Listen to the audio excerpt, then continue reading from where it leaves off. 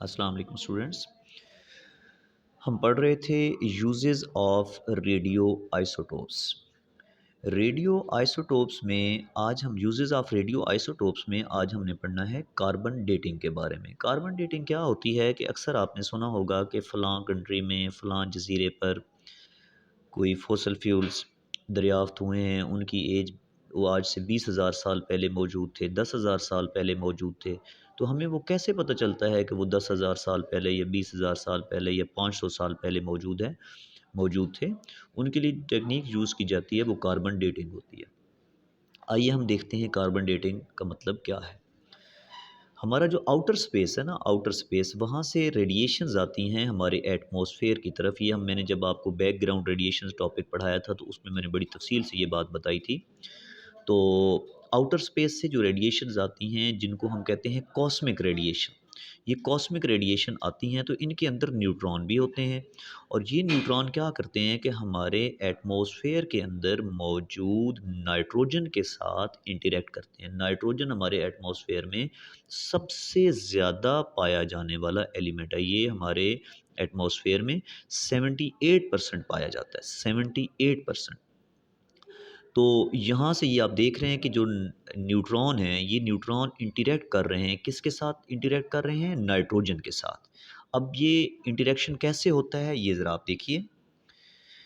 ये नाइट्रोजन है, नाइट्रोजन के साथ ये न्यूट्रॉन इंटरैक्ट करता है। जब ये इसके साथ मिलाप करता है, तो यहाँ से ना ये 7 प्रोटॉन हैं, यहाँ से वो 1 प्रोटॉन को बाहर निकाल देता है। ये आप देख रहे हैं, ये 1 प्रोटॉन बाहर आ गया, ठीक है? ये 1 प्रोटॉन बाहर आ गया, इसको हम इस तरह से लिखते होते हैं। तो यहाँ पर ज़ाहिर बात है 6 रह गए, ये आप देखें 6 हैं।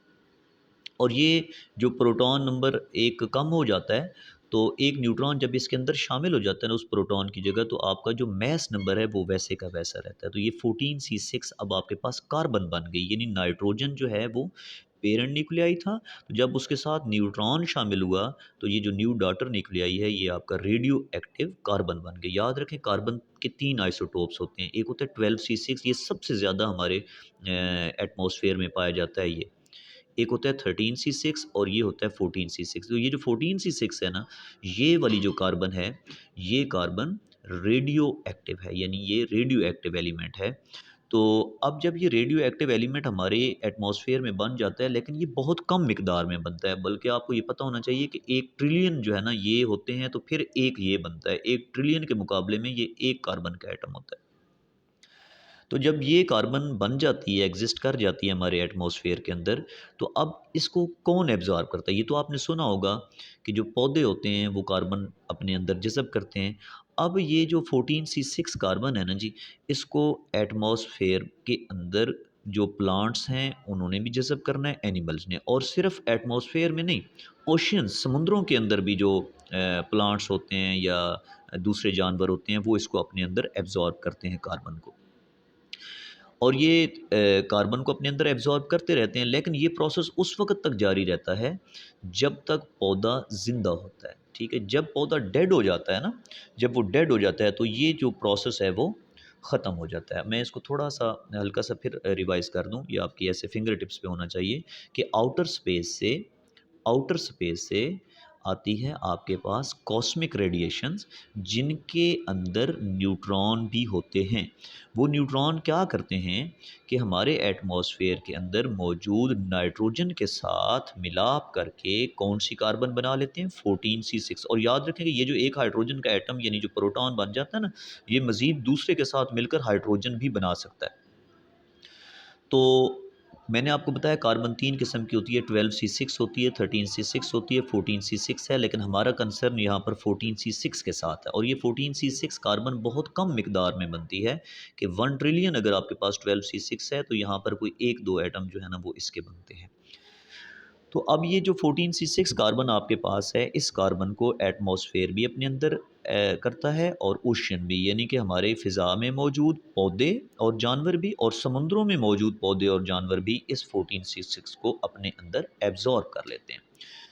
तो जब पौधा डेड हो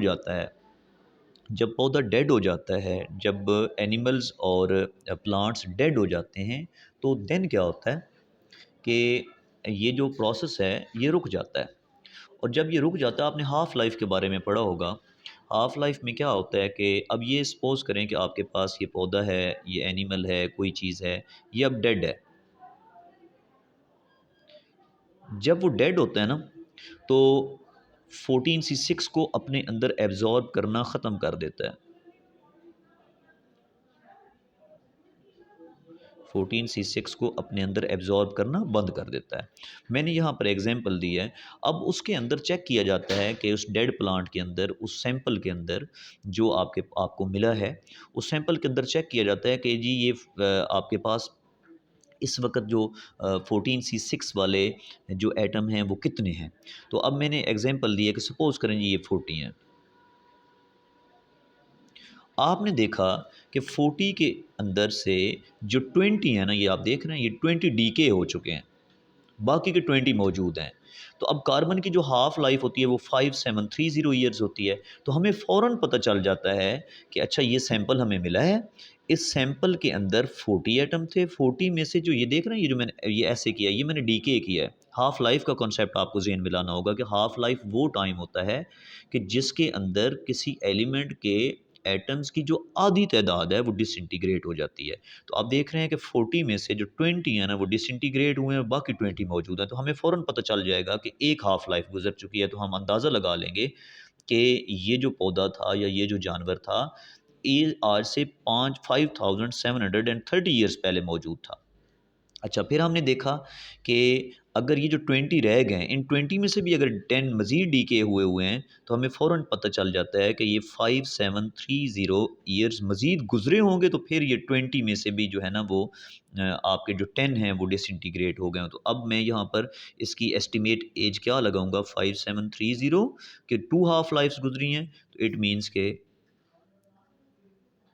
इतने साल गुज़र चुके हैं, 11,460 ईयर्स गुज़र चुके हैं। तो इस तरह से बेटे हमें पता चलता है कि कैसे जो है ना वो कार्बन डेटिंग के ज़रिए आप किसी भी डेड प्लांट या डेड एनिमल की एज का अंदाज़ा लगाते हैं कि ये आज से कितने साल पहले यहाँ पर ज़मीन पर मौजूद था। तो मैं इसको हल्का सा फिर समराइज़ कर देता हूँ कि आपसे कोई पूछता है कि कार्बन डेटिंग क्या है, तो आपने क्या कहना है, बड़े सिंपल वे में बताना है कि आउटर स्पेस से कॉस्मिक रेडिएशंस, कौन सी रेडिएशंस, कॉस्मिक रेडिएशंस, जिनके अंदर न्यूट्रॉन भी होते हैं, वो न्यूट्रॉन जब आकर हमारे एटमॉस्फेयर के साथ टकराते हैं तो यहाँ पर मौजूद नाइट्रोजन के साथ इंटरेक्ट करते हैं, और जब न्यूट्रॉन नाइट्रोजन के साथ इंटरेक्ट करता है तो उसमें से एक प्रोटॉन को बाहर निकाल देता है, तो 7 की बजाय 6 प्रोटॉन हो जाते हैं। और मैस नंबर पर कोई फ़र्क नहीं पड़ता, क्योंकि एक जो प्रोटॉन बाहर जाता है तो उसकी जगह एक न्यूट्रॉन आ जाता है, तो जो आपका मैस नंबर है वो 14 ही रहता है। तो अब ये जो हमारे पास कार्बन बन गई है, ये कार्बन है रेडियो एक्टिव कार्बन। कार्बन 3 किस्म की होती है, 12C6, 12 13C6, 14C6। तो ये जो 14C6 कार्बन है, ये रेडियो एक्टिव है। तो इस कार्बन को कौन एब्जॉर्ब करता है? एटमॉस्फेयर और ओशियंस के अंदर मौजूद प्लांट्स और एनिमल्स अपने अंदर एब्जॉर्ब करते रहते हैं, और ये उस वक़्त तक एब्जॉर्ब करते रहते हैं जब तक वो डेड नहीं हो जाते। और ये याद रहे कि ये बहुत कम मिकदार में पाई जाती है, ये ज़्यादा मिकदार में नहीं होती। तो जब एक प्लांट डेड हो जाता है, तो ये जो प्रोसेस है ये ख़त्म हो जाता है। तो जब ख़त्म हो जाता है तो अब हमें एक सैंपल मिला है, हमने अंदाज़ा लगाना है कि इसकी एज क्या है। तो हम देखते हैं कि उसके अंदर मौजूद कार्बन 14C6 कार्बन एटम्स की कितनी तादाद है। तो हमें एक सैंपल मिला, सपोज़ करें जी उसके अंदर 40 थे एटम। 40 में से मैंने देखा कि जो हाफ़ हैं वो डिसइंटीग्रेट हुए हैं। जब हाफ़ डिसइंटीग्रेट हुए हैं तो मैं समझ गया कि एक हाफ़ लाइफ़ गुज़र गई। जब एक हाफ़ लाइफ़ गुज़र गई है तो इट मीन्स कि यहाँ पे 20 बच गए हैं, बाकी के 20 डिसइंटीग्रेट। तो मैं फ़ौरन समझ जाऊँगा ये आज से इसकी जो एज है वो 5730 ईयर्स है। फिर मैंने मज़ीद देखा कि नहीं, ऐसा नहीं है, बल्कि जो 20 रह गए थे उन 20 में से मज़ीद 10 डिसइंटीग्रेट हो चुके हैं, तो इट मीन्स कि फिर पीछे 10 रह गए। तो जो बाकी 10 रह गए हैं तो इट मीन्स कि एक हाफ़ लाइफ़ और गुज़र गई है, तो फिर ये इसकी एस्टिमेट एज होगी। ठीक है? इसको कहते हैं कार्बन डेटिंग।